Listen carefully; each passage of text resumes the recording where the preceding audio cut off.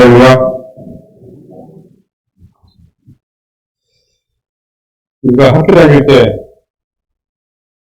국사를 보고 한국사 학교에서 한국사를 배우는 이유는 우리 한국인의 정체성을 심어주기 위해서 한국사를 배웁니다. 마찬가지로 이 교회사, 역사 신학은 초대교회사는 기독교인의 어떤 정체성을 알리기 위해서 우리가 초대교회사를 공부를 합니다. 교회사를 공부하면 우리가 이제 성경을 우리가 성경을 열심히 공부하고 지금 이렇게 오후에 대한 마가복음 강연을 하지만 성경만 알면은 굳이 역사를 알 필요가 있겠는가 그럴 수 있는데 성경에 나오지 않는 것들이 있어요. 예를 들면은 안식일 문제. 안식일은 구약에는 안식일을 지키지만 신약에 오면은 안식일과 주일을 병행해서 드리는 그런 과도적인 시간이 있습니다. 그것도 초대교회에서 다 정해져요. 그리고 중요한 그 중에 우리가 성부와 성자와 성령은 하나다. 그게 뭡니까? 삼위일체죠. 그 삼위일체의 어떤 그러한 기독교의 기본적인 교리도 우리가 초대교회에서 정해지는 겁니다. 그리고 또 우리가 신약 성경이 396년 카르타고 공회에서 이제 정경화가 돼요. 그럼 초대교회에 있었던 사람들은 신약 성경을 다 읽어. 성경만 알면 기독교를 다 알 수 있다. 말이 안 되는 것이 초대교회인들 성경을 다, 신약 27권을 다 알 수가 없어서 읽었다고 볼 수가 없습니다. 그렇기 때문에 우리가 성경을 알고서는 기독교를 다 알 수 있다 할 수가 없는 것이죠. 아무튼 초대교회사가 왜 중요한가? 초대교회사는 우리가 예수님은 누구신가? 기독론이죠. 하나님은 어떤 분이신가? 신론. 또 교회는 어떻게 형성되었는가? 교회로. 또 우리가 어떻게 구원을 받는가? 하나님의 은총은 하나님의 은혜는 무엇인가? 구원론입니다. 이게 칼라디우스와 아우구스티누스의 큰 논쟁을 통해서 구원이 딱 정해져요. 그것도 초대교회에서 다 정해집니다.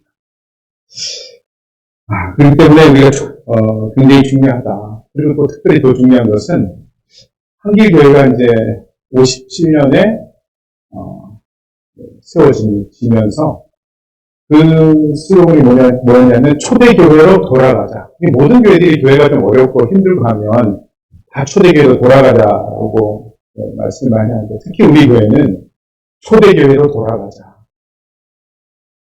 그렇게 이종욱 집사님 댁에서 애들 가구가 모여서 예배를 시작했어요.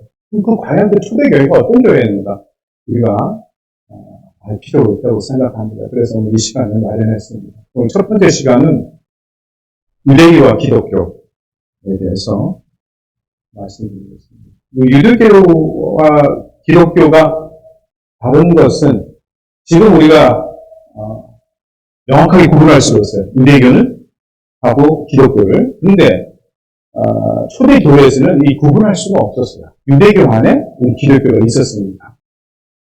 나중에 유대교는 독립하게 되는 거죠. 근데 2000년 전으로 돌아가서 초대교회 때는 유대교 안에 있었어요. 그래서 알 수가 없었습니다. 그 시대적 배경을 잠깐 설명해 보드리면 우리가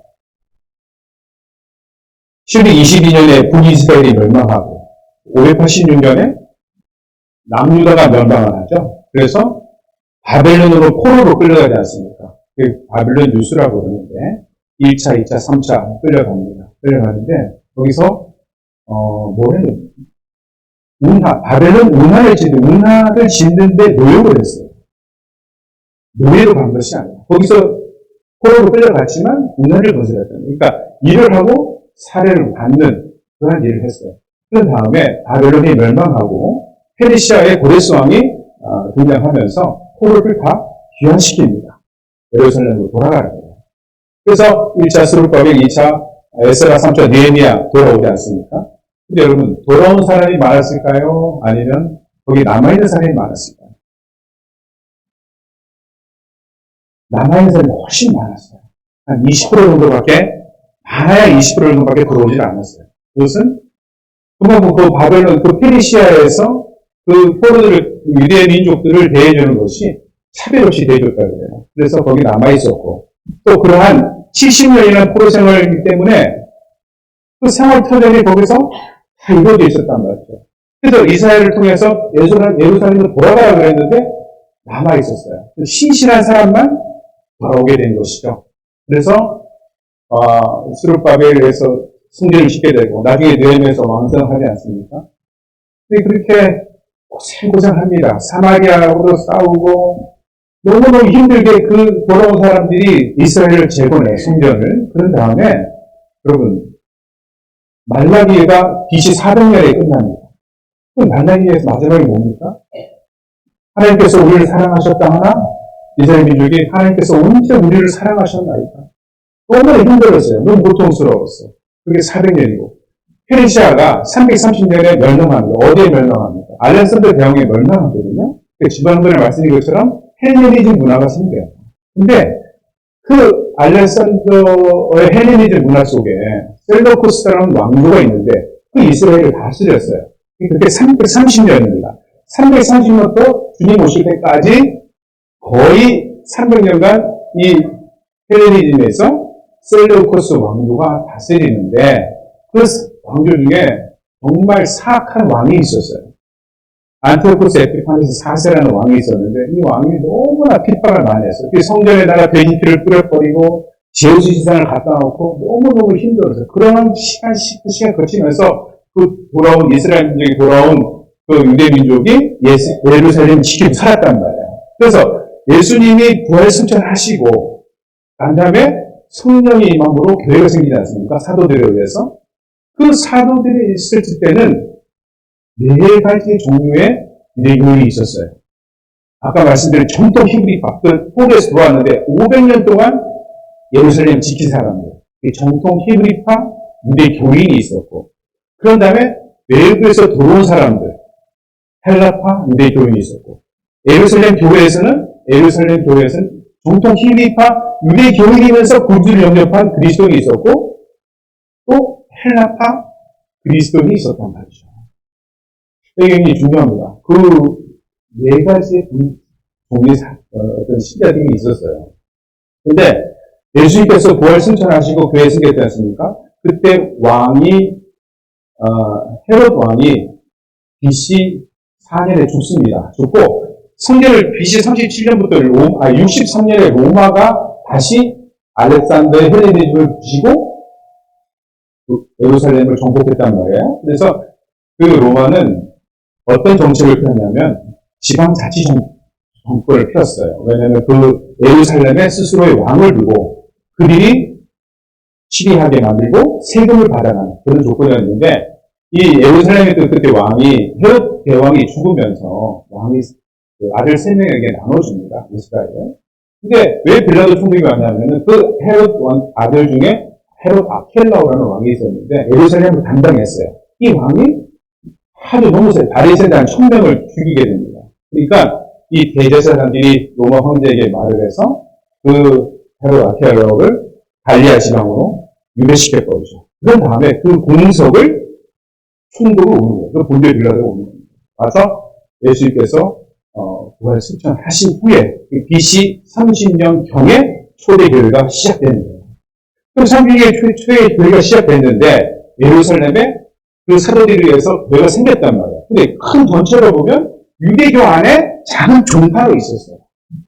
그럼 여러분 유대교가 종파가 여러 가지가 있지 않습니까? 바리새파, 여러분 잘 아시는 바리새인이 있었고, 그 다음에 사두개파, 사두개인이 있었고, 그 다음에 젤로떡이라고 해가지고 이제 독립운동하는 열심당원이 있었고, 그 다음에 헬레니즘 문화를 비호하고 광야에 나가있던 SNF파가 있었어요. 근데 요 마찬가지로 요 나사렛파라는 것이 있어요. 지금 말하는 우리 그리스도인들이 그때는 작은 소종파였어요. 나사렛 예수를 따르는 주님의 도를 따르는 자, 그 길을 같이 걷는 자, 그래서 나사렛파라고 그랬습니다. 그런데 예루살렘 교회가 그들이 모인 곳이죠. 그 중에 오늘 본문에 말씀드린 그 스테반 집사가 나오는 거죠. 여러분 그렇게 안티오코스 에피파네스 사세에 그렇게 핍박을 당하다가 로마가 자치 분권을 줬어요. 그나마 살기가 좋았어. 그래서 헤로드 왕이 성전을 짓지 않습니까? BC 37년에 가로 500m, 가로가 300m, 세로 500m 큰 성전을 져요. 헬레니즘 건축 방식으로 어마어마하게 크게 짓습니다. 그래서 많은 돌아오지 않았던 거기 바벨론의 유수에 살았던 사람들, 그 주변에 흩어져 살았던 사람들, 메소포타미아 문명 받고 살았던 사람들이 예루살렘이 살기 좋아졌기 때문에 쏙 들어오게 되었어요. 그러니까 헬라파 그리스도인들이, 헬라파 유대교인들이 많이 들어오게 되었단 말이죠. 그리고 또 주님께서 부활하신 후에 그 주님께서 우리를 위해서 구원하여 주셨다는 그것을 믿고 또 그리스도를 믿는 사람들도 그 헬라파 유대교인들 중에 들어오게 되었습니다. 그래서 예루살렘 교회에는 아까 말씀드린 정통 히브리파 유대교인, 헬라파 유대교인 중에 그리스도를 믿는 사람들이 있었다는 것이죠. 근데 스테파는 어떤 사람입니까? 들어온 사람, 밖에서 들어온 사람, 헬라파 그리스도인입니다. 이게 스테파노스, 이게 헬라식 이름이거든요. 이 예루살렘 교회가 교회를 세우고 주님이 부활신천하신 바로 직후예요. 보통 우리가 30년 경이라고 보거든요. 바로 직후에 교회가 생겼는데 그 교회가 문제가 생겼어요. 사도들이 예루살렘에 교회가 생겼는데 교회가 이렇게 이런 건물이 아니죠. 그냥 개인 가정 집으로 보시면 됩니다. 그때 당시 교회가. 근데 그 교회에 이 정통 히브리파 그리스도인들이 과부들이 있었어요. 과부들을 구제를 해주는데 그 과부들을 구제를 해주는데 들어온 사람들, 헬라파 그리스도인들은 과부들은 구제를 안 해주는 거예요. 그러니까 어떻게 합니까? 교회에 싸움이 생깁니다. 왜 우리를 도와주지 않는가? 그래서 사도들이 안 되겠다. 우리는 전도와 말씀만 중요하고 노력하고 7 집사를 뽑게 만듭니다. 그 중에 이제 스테판 집사하고 빌립 이렇게 집사들이 뽑히게 돼요. 다 헬라파 그리스도인들이에요. 그 사람들이 뽑혀서 교회를 시행할 때에 교회에서 달아주는 식사하는 것이라든지 구제하는 것이 다 그들이 했어요. 그러다가 나중에 이 스테반 집사는 너무나 성경에 대해서 아주 관통한 사람, 구약 성경에 대해서 관통한 사람이에요. 그 언변이 너무나 뛰어나고. 그래서 이 사람들이 어떻게 하냐면 들어온 사람들, 아까 말씀드린 헬라파 밖에서 들어온 사람들이 모이는 회당에 가서 이 스테반 집사가 그들을 향해서 논쟁을 합니다. 그들이 우리 주 예수 그리스도를 알리는 거예요. 근데 그들이 정통 유대교인이기 때문에 받아들이지가 않죠. 그렇지만 너무나 성경을 박식하기 때문에 제대로 설교해 누가 하나 반박할 사람이 없는 거예요. 너무 똑똑하고 너무 언변이 좋아가지고 스테반 집사가 그러니까 어떻게 합니까? 성경에 나온 대로 사람을 사서 이 사람 샀다는 것은 자기의 헬라파가 아니라 아마 히브리파의 어떤 유대교인에게 돈을 주고 사서 저 스테반 집사가 우리 율법을 모독하고 성전을 모독했다고 사람을 사서 고발을 합니다. 그래서 스테반 집사가 끌려가요. 산헤드린 공회. 그러니까 주님께서 그걸 독점하신 바로 직후라 그랬죠. 마찬가지로 그때 대제사장도 가야바였고 그래서 그쪽에 끌려가서 신문을 당하게 됩니다. 그 대제사장이 스테반 집사에게 오늘 본문에 얘기를 하죠. 네가 성전 모독을 하고 율법을 모독했다는데 사실이냐 물어봅니다. 그러니까 스테반 집사가 거기서 또 설교를 하는 거예요. 그들 앞에. 오늘 본문은 설교한 바로 뒤입니다. 설교가 사도행전 중에 가장 설교 말씀 중에 그 집사의 설교인데도 불구하고 가장 길어요. 제일 긴 설교입니다. 그 설교 내용은 뭐냐면 스테반 집사가 율법을 네가 성전을 모독하고 율법을 모독했다고 했을 때 스테반 집사가 그들에게 그런 얘기를 합니다. 이런 설교를 해요. 아브라함이 우리에게 우리 유대민족이 믿음을 주었는데 그 믿음을 너네들은 다 올바로 계승하지 않았다. 그리고 모세를 통해서 율법을 줬어요. 율법을 줬는데도 그 율법을 그냥 어기고 하나님을 거역했다. 그리고 하나님의 성전이라고 하면서 이 성전을 그렇게 하나님이 여기 계시다고 하는데 왜 하나님이 여기만 계시냐. 하나님은 요셉이 포로로 우리가 노예를 끌려갔을 때 함께 하셔가지고 이스라엘의 총리가 되었고 또 모세에게도 다시 난 그렇게 나타나셔가지고 하나님께서 모세에도 나타나지 않았느냐. 그러면 어떻게 성전에만 있냐, 하나님. 다 어디 무소부재하신 하나님이시다. 그리고 이제 그 선지자들이 얘기한 그 메시아가 왔는데도 불구하고 그래서 그 메시아를 거역하고 메시아를 죽였다. 너네들은 살인자다. 그때 딱 얘기를 한 거예요. 본문 바로 윗부분이. 그러니까 그들이 심히 찔려하더라. 이렇게 나오거든요. 그 다음에 어떻게 합니까? 마지막 피나리를 쫙 날리죠. 스테반 집사가 하늘을 우러러 보고, 열심히 하늘을 우러러 보고, 하늘 문이 열리고, 하나님 우편에 앉아 계신, 하나님 우편에 앉아 계시네, 서 계신 예수 그리스도를 내가 보노라. 라고 그들에게 얘기합니다. 그러면 그들이 유대교인의 입장에서는 예수 그리스도는 십자가에서 못 박혀서 돌아가신 그런 선지자일 뿐이에요. 그런데 부활했다는 것도 아니고 하나님 옆에 서 계신, 하나님 옆에서 앉아서 무릎 꿇고 있으면 상하 관계가 되는데 같이 옆에 서 계신 예수 그리스도를 내가 봅니다. 그러니까 그 사람들이 유대인들이 어떻게 합니까? 27절을 보면 귀를 막고 소리를 지릅니다. 왜냐하면 유대인들은 여호와 야훼를 그 입으로 말하지 못해요. 초성만 얘기하죠. 초성만. 너무 신성하기 때문에 야훼 그러면은 미음 히읗을 내가 봅니다. 이렇게 얘기하는 거예요. 근데 하나님을 옆에 그것도 십자가에 달려서 돌아가신 예수 그리스도가 그 옆에 서서 같이 계시다라고 얘기를 하니까 어떻게 합니까? 끌고 가죠. 끌고 가서 소리치면서 돌을 칩니다. 돌을 칠 때 증인, 아까 고발한 사람이 증인이에요. 원래 율법에는 증인이 먼저 돌을 머리를 뒤에서 딱 쳐서 쓰러뜨리면 돌을 던지는 거거든요. 근데 땅 치기 전에 옷을 벗어서 누구 앞에 두니까? 사울 앞에 두죠. 사울이 누굽니까? 사도 바울이죠. 히브리식 이름은 사울이지만 헬라식 이름은 바울입니다. 바오로, 폴, 다 바울이죠.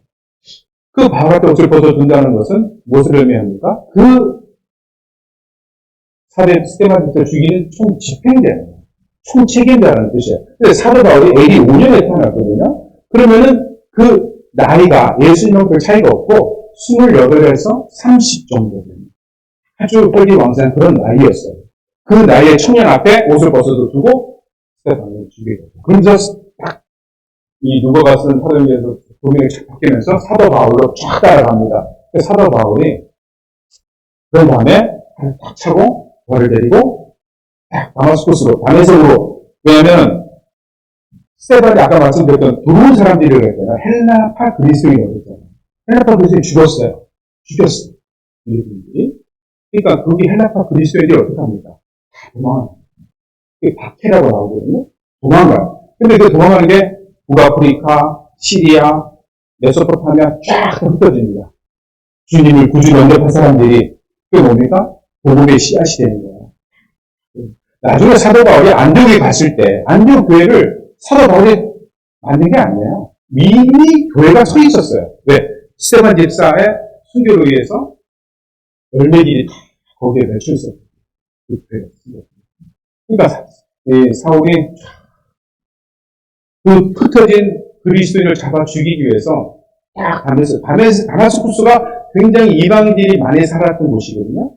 거기에 아까 말씀드렸던 헬라파 그리스도인이 있다는 걸 알고 쫓아 올라가는 길에 다메섹 도상에서 주님이 딱 나타나셨습니다. 사울아, 사울아, 네가 왜 나를 핍박하느냐? 나타나죠. 그래서 사울이 강력한 빛에 쓰러져서 누구시오니까? 난 네가 핍박하는 예수라. 예수님께서 말씀하시죠. 그 빛이 얼마나 강렬했냐면 3일 밤 3일 낮을 눈이 멀었어요. 눈이 멀고 먹지 못하고 그렇게 지냅니다. 그 주님께서 아나니아에게 나타나셔서 그 사울에게 안수하게 만드죠. 그 안상 후에 사울이 어디로 갑니까? 사막으로 가요. 바로 주님을 영접하고 사막에 3년이 있습니다. 아라비아 사막으로 가서. 근데 그 3년의 동안은 어디에 있었던가? 왜 3년을 하나님을, 예수님을 만나고 왜 3년 동안 광야에 있었던가? 많은 학자들은 그 3년이 하나 에스레파에 들어가 있었을 것이다. 이렇게 얘기를 합니다. 에스레파가 그 광야에서 주님 오신 메시아를 기다리는 그런 사람들이었거든요. 정결 예식을 하고 물로서 이렇게 깨끗하게 했습니다. 그래서 우리가 그 세례 요한을 SNF라고 주로 학자들이 많이 합니다. 아마 거기에 있지 않았을까 이런 학설도 있어요. 한 년 있다가 다시 돌아오고 그런 다음에 예루살렘에 가서 그 사도들에게 얘기합니다. 자기가 보았던 예수님이 증거하는 거죠. 그러니까 그 사도들이 믿지는 않아요. 예루살렘 교회에서. 스테판을 죽인 사람인데 아마 거짓일 것이다. 근데 옆에 바나바가 딱 도움을 주는 거죠. 정말이다. 이 사람은 회심을 했다. 예수 그리스도를 영접한 사람이다. 그래서 자기 고향으로 다시 가서 여러분 이 참 기가 막힌 것은 사도 바울 또한 헬라파 그리스도인이었어요. 그러니까 집이 어디냐면 터키 저 밑에 길르기아 밑에 다소라는 곳이 있어요. 안디옥 위에. 거기야 자기가 태어난 곳이에요. 근데 거기에 이 사도 바울의 부모님이 굉장히 돈이 많았고 유대인이었어요. 그래서 자기 아들을 산헤드린 공의 회원을 만들고 싶었어요. 물학자를 만들고 싶었기 때문에 소년식이 13살이거든요. 유대교가. 딱 끝나자마자 다소에서 예루살렘으로 보냅니다. 그래서 예루살렘에서 제일 가말리엘이라는 율법학자 중에 최고 그분의 문화로 길을 보내게 돼요. 가장 훌륭한 공부를 하게 됩니다. 이 사도 바울이. 그래서 본인이 그렇게 율법을 공부했기 때문에 사도 중에 사도고 바리새인 중에 바리새인이다. 그렇게 본인이 얘기하는 거예요. 그렇게 해서 안디옥 다소로 올라가서 거의 한 8년에서 10년을 거기서 지내요. 근데 이제 성경에 나와 있지 않지만 그 바로 밑에 다소 밑에 안디옥 교회가 있거든요. 그 교회가 사도 바울이 가기 전에 이미 아까 말한 스테반 질서로 인해서 그 복음의 씨앗들이 뿌려졌던 교회가 생겨 있었어요. 그게 모여서 주님을 찬양하고 예배드리는 사람들이 안디옥 교회에 있었다는 것이죠. 거기서 아마 그 10년이나 시간은 사도 바울이 그 안디옥 교회 거기서 같이 보내겠을 것이다라는 의견이 지배적입니다. 학자들의 의견이. 그렇게 해서 사도 바울이 나중에는 1차 선교행을 떠나죠. 거기서 떠나요. 여기서 예루살렘에 떠나는 게 아니라 안디옥에서 떠나게 됩니다. 1차 선교행이 떠나는데 그때가 이제 47년 정도 돼요. AD 47년. 가서 이제 구브로선에 가서 소교 바울 총독을 회심시키고 이러한 인재를 선교하고 돌아와요. 그런데 돌아오니까 아까 말씀드린 대로 예루살렘 교회에는 정통 히브리파 유대교인이면서 주님을 영접한 사람이 있었다고 그랬죠. 그 사도들도 정통 히브리파 유대교인이었어요. 그래서 주님을 영접한 사람들이기 때문에 이 사람들은 뼛속 깊이 뭡니까? 성경과 율법이 모여된 사람들이에요. 이 사람들이 안디옥 교회를 방문하게 됩니다.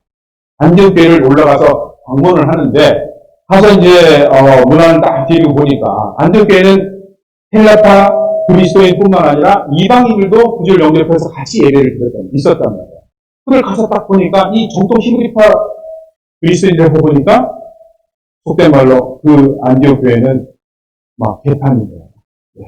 할례받은 사람도 하나도 없고 율법을 지키는 자 하나도 없는 거예요. 율법을 지키는 자 7번은 걸으면 한 번 쉬었다가 7번은 또 가야 돼요. 바로 쭉 걸어갈 수가 없어요. 하루에 500번 이상 걷지는 못해. 안식이 되면.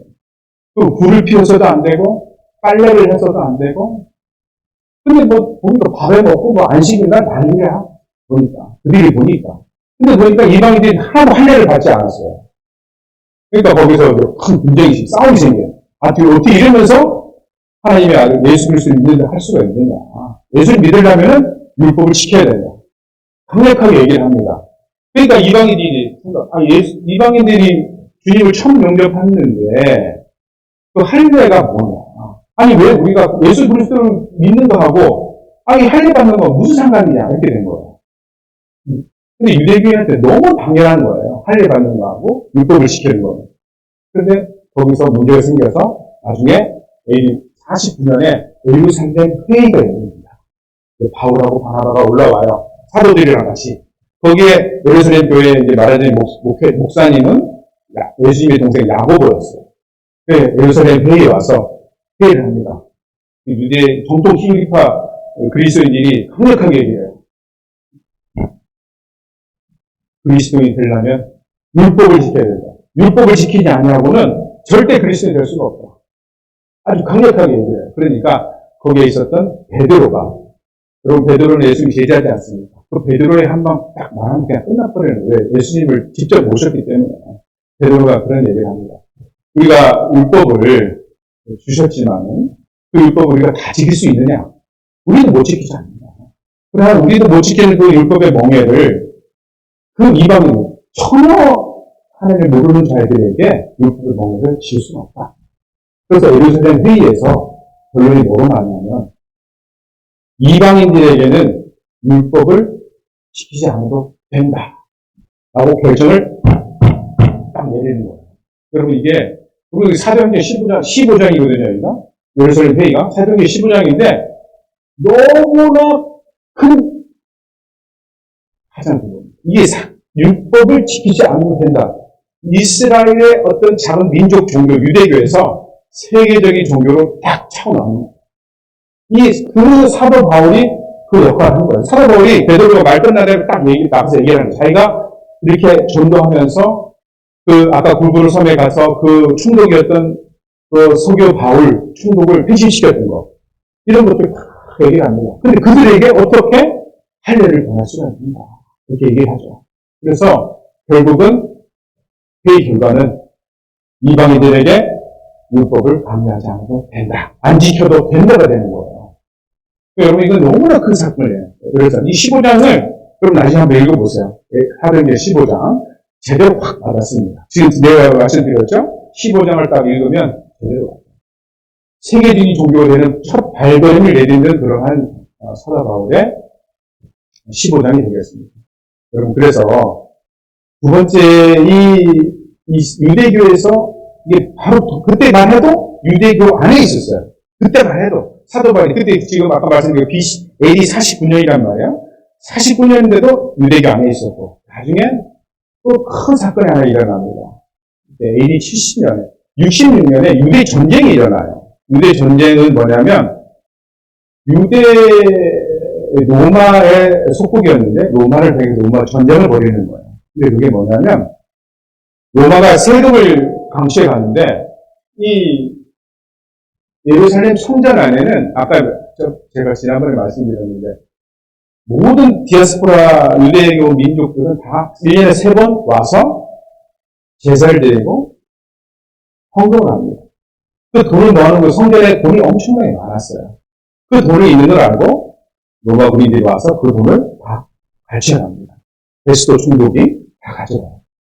그러니까 이제 성전을 어떻게 보면 이교도들이 들어와서 성전을 강탈해 가지 않습니까? 유대 민족들이 못 참는 거예요. 그래서 유대에 있는 총독 하에 있는 한 2개 대대라고 그러는데 한 600명을 다 죽여버려요. 66년에 로마군을 600명을 다 죽인 다음에 나중에 자기네들이 스스로 독립했다고 선언합니다. 그리고 자기네들이 동전도 만들어요. 우리 이스라엘 민족이 독립했다고 그러고. 그러니까 66년에 그랬지만 나중에 70년에 나중에 예루살렘이 멸망하게 돼요. 왜냐하면 로마군이 600명이나 죽었는데 로마에서 가만히 있었겠어요. 로마 황제가 장군 티투스 장군이라는 사람을 보내서 로마를 완전히 소멸시켜버려요.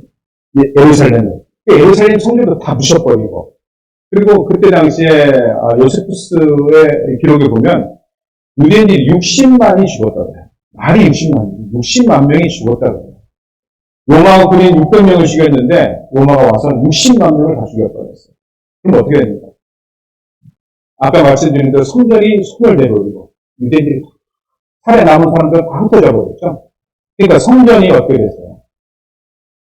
성전이 소멸돼버렸어요.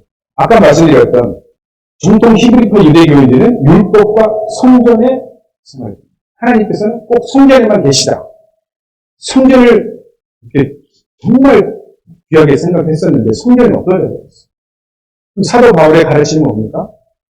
성전이 아니라 예수님께서는 내 입으로 예수님 구주로 고백하면 돈을 받을 수 있다고 그러거든요.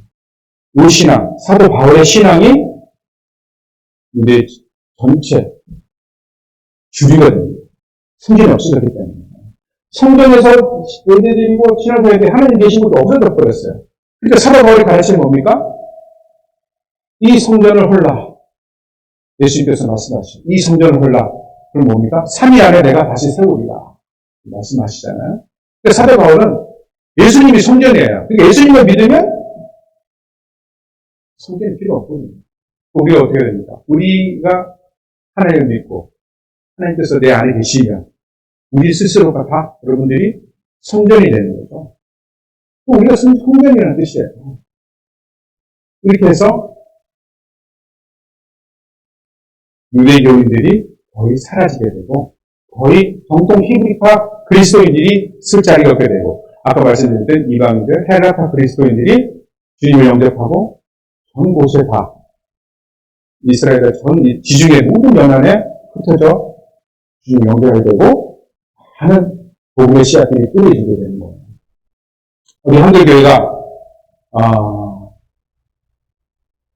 아까 말씀드린 처럼 이 슬로건이 초대교회로 돌아가야 하지 않습니까? 우리가 성전이기 때문에 예배당이 필요가 없어요. 그래서 무교를 시작한 겁니다. 무교에 초대교회는 뭐가 있습니까? 교파가 있었어요. 그런 말하자면 그런 일기에 나눠지는 교파도 없었죠. 그 다음에 사도 바울이 어떻게 보면 이중직이죠. 그래서 천막을 기우면서 복음을 전하고 이러한 생각을 했던 거죠. 그러니까 산모 정신, 우리 한글교회 초대교회 돌아가자. 아주 너무나 귀한 이 지금 초대교회에 딱 들어가는 그런 교회가 우리 57년에 세워졌다는 겁니다. 우리가 다 성전이기 때문에. 여러분 오늘 제가 유대교를 이렇게 해서 AD 90년에 예루살렘이 멸망했지만 그 옆에 얌니아라는 곳에서 유대교인들이 지금 형님이 없어졌으니까 이 그리스도를 구주로 믿는 사람들이 엄청나게 많이 쫙 퍼지는 거예요. 그러니까 어떡합니까? 유대교인들이 위기의식을 느끼죠. 그래서 모여요. 얌야에서 90년에 모여가지고 회의를 합니다. 이 그리스도, 이 예수 그리스도의 도를 따르는 자, 그 길을 같이 걷는 자들은 이단으로 딱 정결됐어요. 그러니까 하나님의 섭리가 얼마나 참 세미하고 참 대단하신데 그들이 우리가 거기서 독립해서 탁 나온 게 아니라 그들 스스로 우리를 기독교인들을 내보내는 거예요. 자기네들이 아니면 이단으로 탁 정부해서 탁 내보내게 됩니다. 그리고 어떻습니까? 유대교인들이 우리 그리스도인들을 박해하게 되는 거죠. 그래서 다음 시간에 이제 박해에 대해서 말씀드리는데 제가 오늘 마지막으로 드리고 싶은 말씀은 다메섹 도상에서 사도 바울이 주님을 만나지 않습니까? 사와. 왜 나를 핍박하니까? 근데 눈이 멀어가지고 다메섹으로 가죠? 사도 바울이. 아다니엘을 통해서 사도 바울에게 전하지 않습니까? 아다니엘에게 나타나요. 주님께서 야, 사도 바울을 가서 네가 그 바울이라는 청년을 가서 내 뜻을 전해라. 그러니까 아나니아가 뭐라 그럽니까? 아니 저자는 스테반을 죽이고 주의 이름을 부르는 자를 다 멸하고 온 자인데 저 사람에게 왜 그렇게 합니까? 일단 주님께서 뭐라 그러십니까? 서론에 19장 한 13절, 16절에 나올 거예요. 그러면은 9장 16절 하나님께서 뭐라고 그러시냐면 예수님께서 그 사람은 열방을 위해서 내가 쓸 그릇이다. 그런 다음에 또 뭐라고 그러시냐면 그 사도 바울은 앞으로 나의 이름을 위하여 정말 너무나 얼마나 많은 고난을 겪어야 될지 내가 그를 통해 알게 하리라. 내 이름을 위해서 얼마나 고난을 받을지 예수님께서 알게 하겠다. 그렇게 말씀하셔요. 그러면서 사도 바울을 들어 쓰신 거예요. 그리고 또 30년 후에 사도 바울이 빌립보서 4장 13절에 뭐라고 하냐면 우리가 이 전 세계사를 기독교인들이 다 가장 좋아하는 구절이 있어요. 빌립보서 4장 13절 뭡니까? 내게 능력 주시는 자 안에서 내가 모든 것을 할 수 있다. 그 30년 뒤에 그 얘기를 하거든요. 그래가지고 우리 거래처를 이렇게 가보면 거래처에 보면 또 컴퓨터로 딱 써놔요. 내게 능력 주시는 자 안에서 내가 모든 것을 할 수 있는 거야. 딱 써놓고 옆에 뭐 매출 200%, 300% 달성 이렇게 써 있어요. 근데 여러분 주님께서 내가 그에게 고난을 알게 하리라 그랬는데 30년 지나서 사도 바울이 그런 얘기가 빌립보서를 통해서 얘기하지 않습니까? 근데 그 빌립보서를 통해서 내게 능력 주시는 자로 내가 모든 것을 할 수 있노라. 그 앞자리 뭡니까? 앞자리. 나는 빈곤에 치료받고 풍부에 치료받았어. 내가 모든 가난하고 부한 모든 일체를 배웠다 그러지 않습니까? 그 다음에 내게 능력 주시는 자 안에서 내가 모든 것을 할 수 있다고 얘기를 하는데, 우리들은 그래서 빌립보서에 편지를 보내는 거잖아요. 그 빌립보서에 편지를 보냈는데 그 바울이 그 편지를 왜 보냈습니까? 빌립보에서 에바브로 기도를 통해서 바울을 도와줬어요. 근데 그 빌립보서 쓸 때가 어디에 있었습니까? 바울이. 어디서 그 편지를 썼어요? 로마 감옥에서. 로마 감옥에서 내게 능력 주시는 자라서 내가 모든 것을 할 수 있는 거야. 그러면 그 감옥에서 딱 튀어나와야 될 거 아닙니까? 근데 아닙니다. 없어요. 내가 어려움에 처해받고 고난에 처해받는데 일체를 줬어요. 내가 주님 안에서 이 모든 고난도 내가 이길 수 있노라. 그 편지를 빌립보에 보냈단 말이에요. 그 빌립보에 있는 교회 사람들이 그 편지, 사도바울의 편지를 그때는 이제 우리 성경책이 없으니까 이 양핀제자를 써서 보냈을 거 아닙니까? 그 앞에 나가서 목청 좋은 사람이 쫙 읽어요. 내게 능력 주신 자 안에서 내가 모든 것을 할 수 있노라. 그렇게 했을 때 그 빌립보 교회 사람들이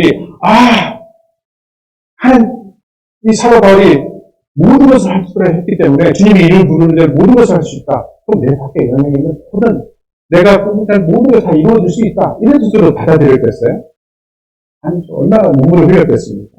그 감옥에서 나를 걱정하지 말아라. 나는 이러한 감옥에 있다 하더라도 나를 걱정하지 마라. 나는 주님과 함께면 내 이 고난도 이길 수 있다. 이런 뜻입니다. 그렇기 때문에 우리가 이 귀한 이 사도 바울의 어떤 신앙, 이 믿음, 우리가 한국교회 우리 성도님들은 그걸 바로 알고 나가셔야 돼요. 물론 바로 알고 계시겠죠. 그렇지만 한 번 더 우리 신앙을 점검하고 그 신앙에 발맞춰 나가면서 하나님께 영광 올려드리는 그러한 여러분 되기를 주님의 이름으로 간절히 기도합니다. 오늘은 이제 유대교 기독교, 아까 말씀드린 대로 아까 양리아 회의에서 완전히 결과합니다. 유대교 기독교가. 그런 다음에 나중에 하는 유대교뿐만 아니라 로마에는 박해가 일어나요. 그 박해가 일어나는 것은 다음 시간에 말씀을 드리겠습니다. 마치겠습니다. 기도하시겠습니다. 사랑하는 하나님, 감사합니다. 오늘도 초대교회 바로 하나님 그 믿음을 알게 하시고 하나님의 그 성취하시는 또 깨닫게 하시면 감사드립니다.